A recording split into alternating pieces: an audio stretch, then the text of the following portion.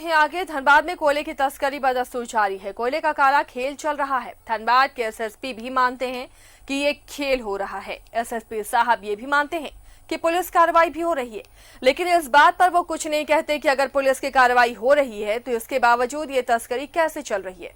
एक रिपोर्ट। कोयलांचल में बदस्तूर जारी है कोयले का खेल, लेकिन पुलिस नहीं कर रही कोयला तस्करों पर वार। आखिर क्यों धनबाद पुलिस बनी हुई है बिना दांत का शेर? आखिर क्यों कोयला तस्करों पर कार्रवाई नहीं हो रही? इस तस्वीर में साइकिल में बोरियों में भरकर कोयले की तस्करी हो रही। अगर आप कोयलांचल या उसके आसपास के रहने वाले हैं तो ऐसी तस्वीरें आपके लिए आम होंगी। अब हम दिखाते हैं आपको कि कैसे इन छोटे छोटे कोल पिकर्स से भी वसूली होती है। ये कोयले की तस्करी तो कर रहे हैं मगर किसी के इशारे पर। देखिए न्यूज़ 11 भारत के कैमरे में कैद इन एक्सक्लूसिव तस्वीरों को।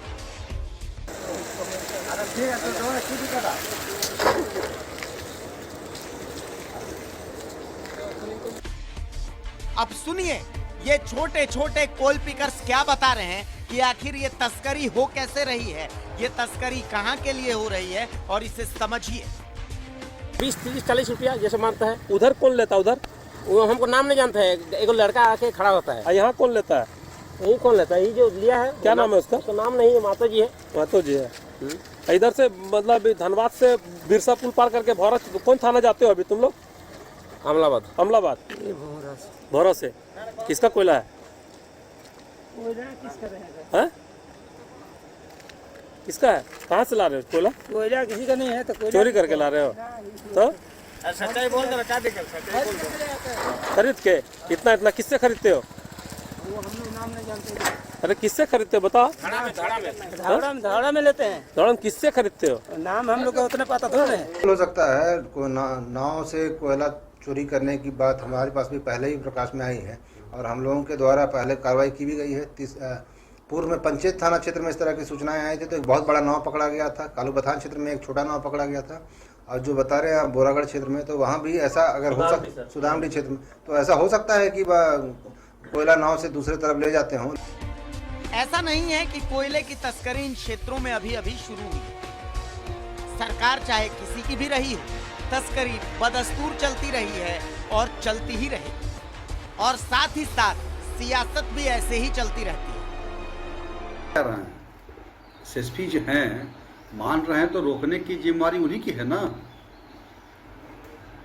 लेकिन रुक नहीं रहा है।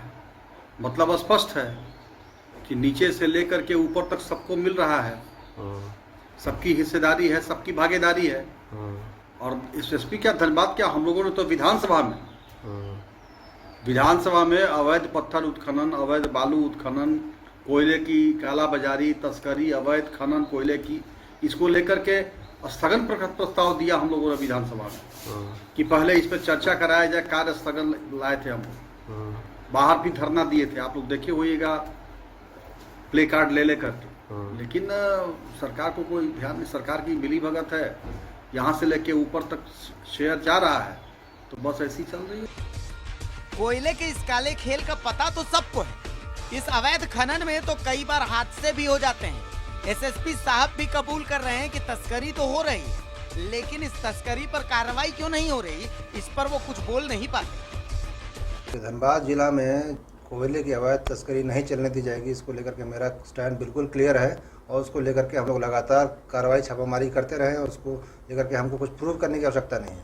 लेकिन हाँ, जहाँ से भी सूचना मिलेगी हम लोग उस पर कार्रवाई करेंगे और बहुत सख्त कार्रवाई करेंगे। लगातार कार्रवाई कर रहे हैं। आगे भी अगर जितनी भी इस तरह की सूचनाएं मिलती है उस पर लगातार कोयला में कोई ढिलाई नहीं बरती जाएगी और सभी थाना प्रभारियों को निर्देश दिए गए हैं कि कहीं भी कोयले को लेकर के कोई ढिलाई ना बरतें और अगर किसी भी तरीके से कहीं इस तरह का मामला प्रकाश में आता है कार्रवाई करें। हमारा मकसद कतई इन छोटे छोटे कोल पिकर्स के पेट पर लात मारना नहीं है। हमारा मकसद सीधा बड़े खिलाड़ियों के खेल का पर्दाफाश करना। इस काले खेल में बड़े बड़े सफेद पोश शामिल हैं। हर बार की तरह पुलिस इस बार सिर्फ इन छोटे छोटे कोल पिकर्स पर नकेल कस के खाना पूर्ति नहीं कर सकती। जरूरी है उन सफेद पोशों का सामने आना जिनके इशारे पर यह खेल चल रहा है। धनबाद से न्यूज 11 भारत के लिए कुंदन सिंह की रिपोर्ट। और अब बढ़ते हैं आगे। बालू